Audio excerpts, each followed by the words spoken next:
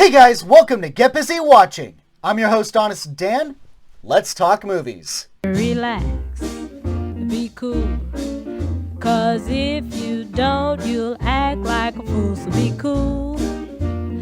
Wag's at it again, seemingly continuing their new DC animated universe that started with last year's Superman, Man of Tomorrow. It's been a hard pill to swallow ever since Justice League Dark Apokolips War marked the end of the DC animated universe, mostly because I don't know why. Apokolips War was far and away one of the darkest DC animated films, seeing several DC heroes getting violently murdered and ending on what appears to be a reset of the events that occurred in the flick. It just didn't feel like it needed to end, and certainly didn't need to end the way it did. But I had to admit, Man of Tomorrow wasn't a bad flick to kill time with. It wasn't a great movie, of course not, but it had some strong ideas, awesome moments, and I guess I had to admit that the foundation was intriguing. Well, here's the next installment, and it's intriguing. To clarify, I'm not a comic book reader, so I know very little about the Justice Society. The best I can surmise is that it predates the Justice League and had a pretty different roster of heroes. That's about it. All I knew was that Stana Katic was voicing Wonder Woman, and that is the only pitch I needed to check this out. Always down to show my girl Kate Beckett some love. I am a Castle fan. This is my honest opinion of Justice Society World War II.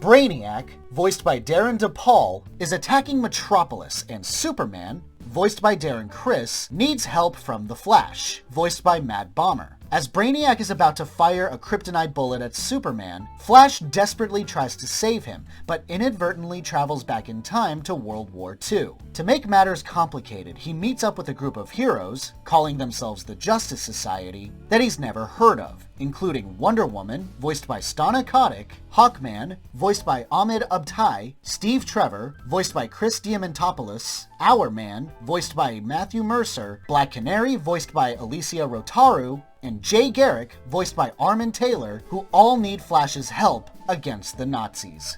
How come I've never heard about them, about this? The JSA?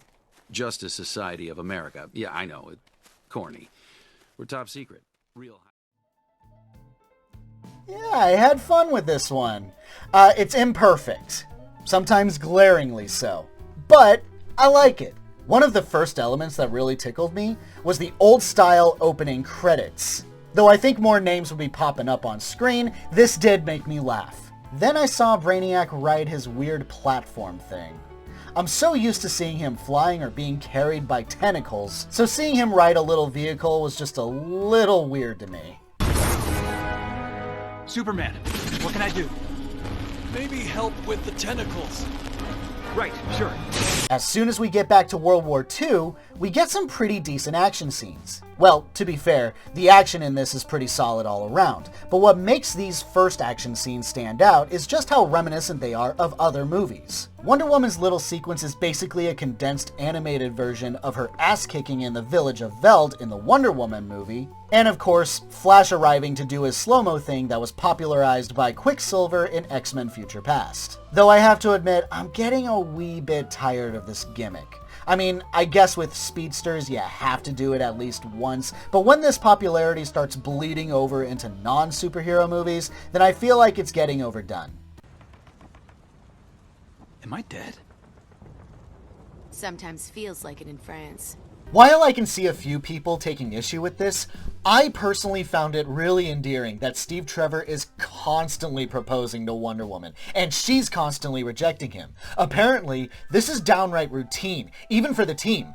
But the way it's written and acted, it's clear that this relationship is not new. They've known each other for some time. So I can see their relationship having its quirky parts.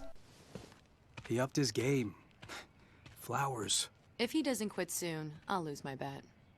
While most of the dramatic beats are effective enough, one that sort of bothered me was Black Canary and her justification for being hard on Flash. She claims it's because he doesn't know about them in the future and is questioning if any of what they're doing matters. While a diverse mindset in superheroes is always welcomed, like being recognized for your efforts rather than just because it's what heroes do, Flash has nothing to do with it. She knew they're supposed to be a secret, so why is she shocked? More importantly, why is she taking that disappointment out on someone who doesn't make those decisions? It's politics, girl. Be mad at your superiors.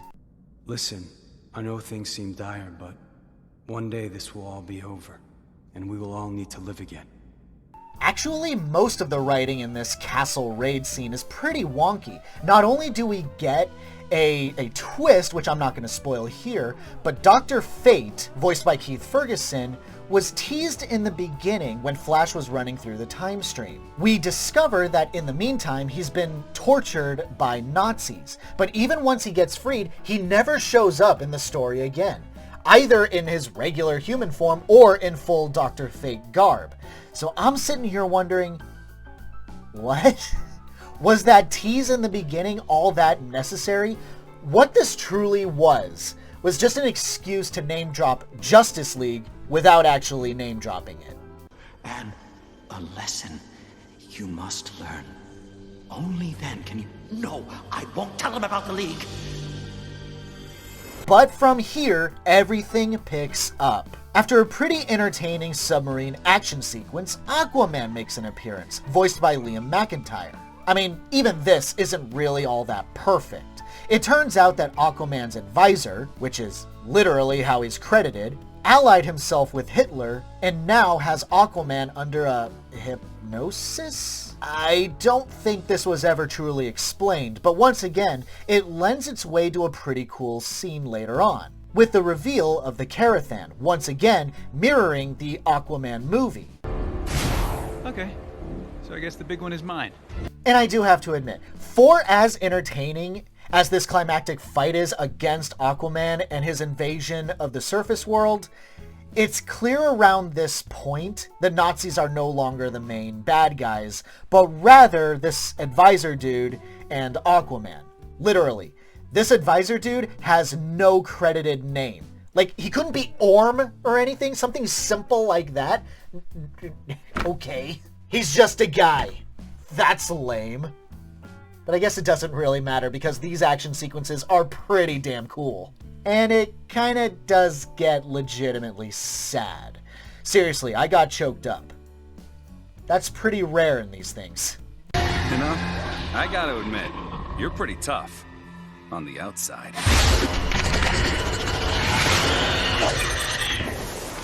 Hey, I love it when TV shows or movies can make lesser superheroes seem cool, and that's what's accomplished here. Yes, Wonder Woman and Black Canary are bona fide DC badasses, but for characters like Hawkman, Dr. Fate, and certainly Hourman, these are characters that could use a lot more exposure, provided that the writing is just as good here. Of course, it's not perfect, but if you're looking for an awesome animated outing, I'm gonna recommend this one. My honest rating for Justice Society World War II, a 4 out of 5. Yeah, this is crazy. I've never seen this many heroes working together. Kid, you ain't seen nothing yet. Thanks so much for watching it, guys. I really appreciate it. Have a great day. Stay safe and healthy out there. Please wear a mask if you go out. Get vaccinated for family, friends, and community. Hope to see you soon.